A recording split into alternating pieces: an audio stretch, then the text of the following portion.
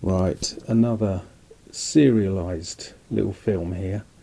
This is the Matchbox Heinkel He115, which is a very good looking aircraft, and it's a very old model and a good looking one.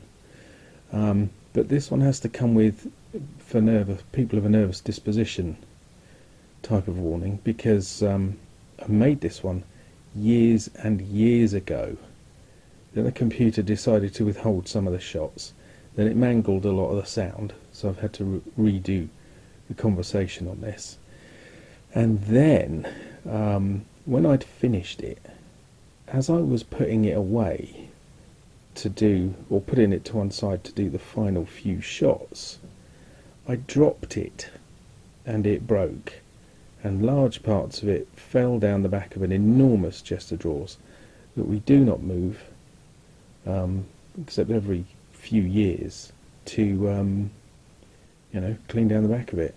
So this one's been a long time in the making, and there's still problems. Finally we pulled the chest of drawers out and found most but not all of the parts, so this really is a rescue. Anyway, I've repeated this shot so I can babble on for a while. That's the one I'm doing, the Finnish version, because I like doing ones from different lands. I've never been to Finland. I probably should. People tell me it is beautiful, so I might have to go. Anyway, we will be moving on and building the model short. Oh look, there's all the different colours of plastic. Never like that. So anyway, we open up at the point where I've done some undercoating and glued a few parts together. This is such an old model that a lot of the plastic was warped. I don't think it was like that at the beginning, and that gave me some problems further down the process. But at the moment things are going all right.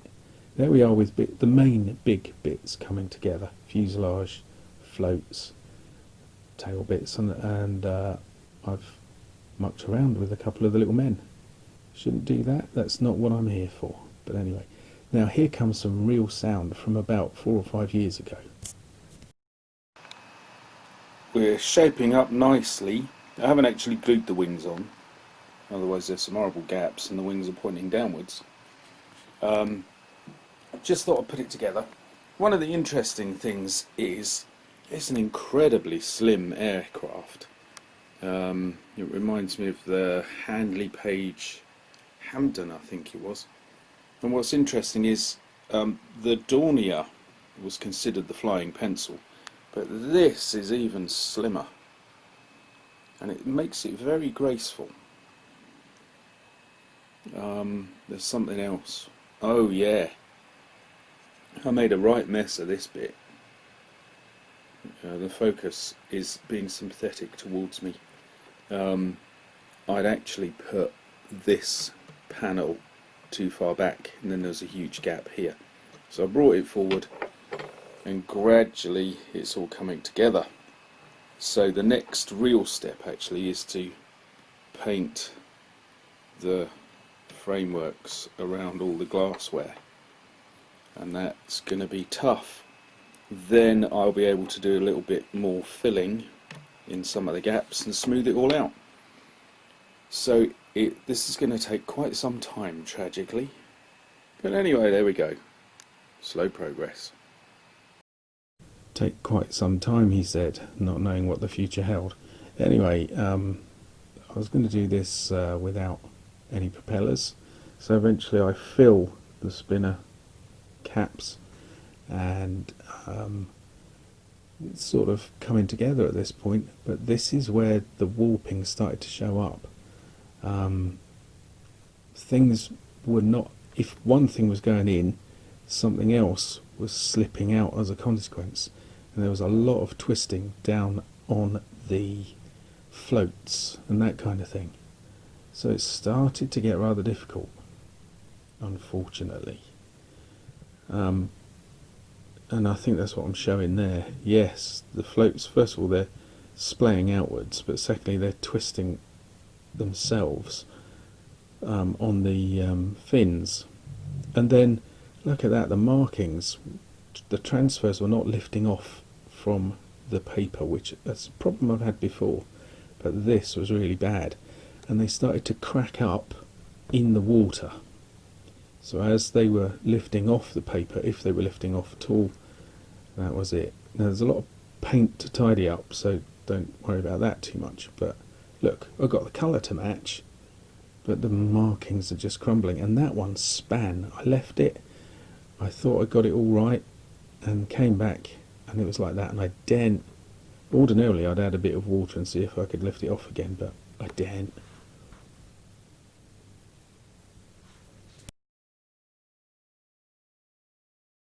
Here is the tragedy, and basically after quite a period of time, down the back of a virtually immovable giant chest of drawers, we had to do a bit of DIY, had to pull that out, and there was the float. So I then found the aircraft, and we're now going to put the float on and see how things go. Right, just got the loose, not even attached, the broken float on. Other bits have fallen off, as you can see in the background,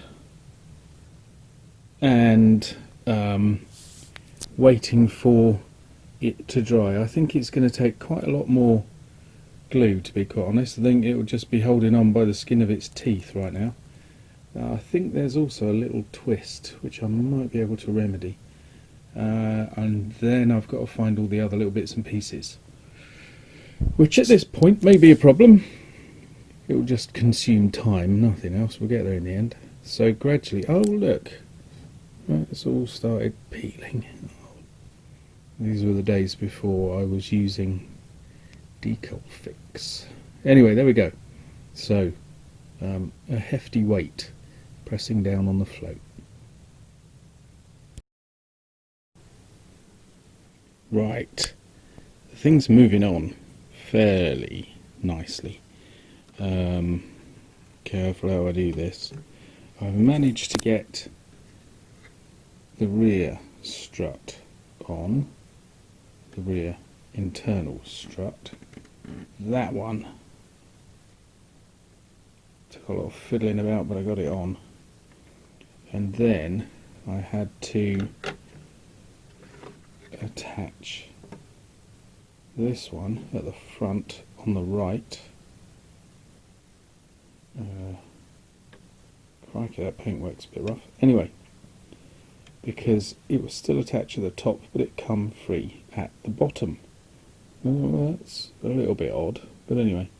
So I put some glue on, and it wouldn't go back onto the scar where it had been glued before, and the whole of the float structure seems to have taken on a twist. So I had to push the float back that way to get this to line up with where it had been before,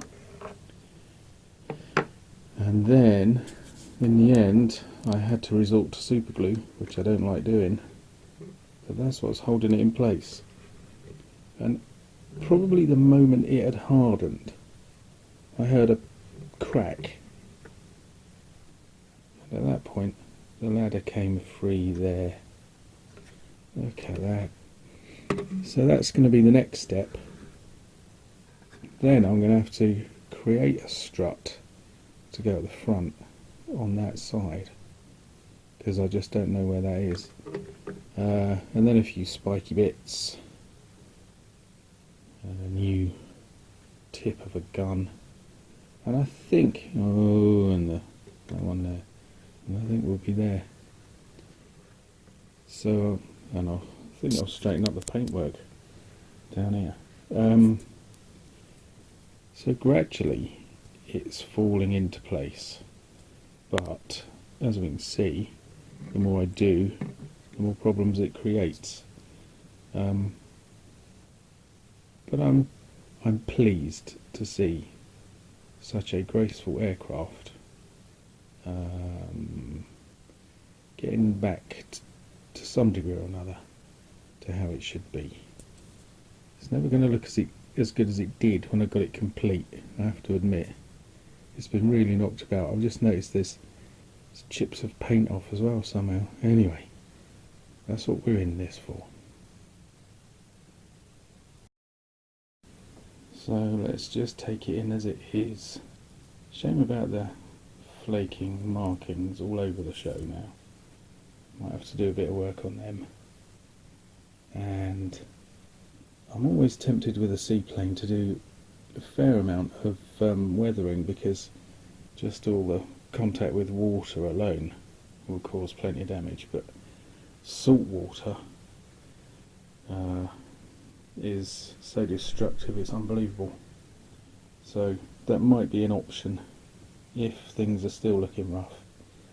A little bit of rust and pock marking, and could get us out of some real problems. But there it is, really rather nice aircraft. Do you like that one? And if it really goes badly, I'll have to look out for another, won't I? So there we go. Thanks for watching so far. Hopefully part 2 will be along fairly shortly. God, blimey. My speech is going now. Anyway, there we go. So yes, thank you for watching. See you again soon.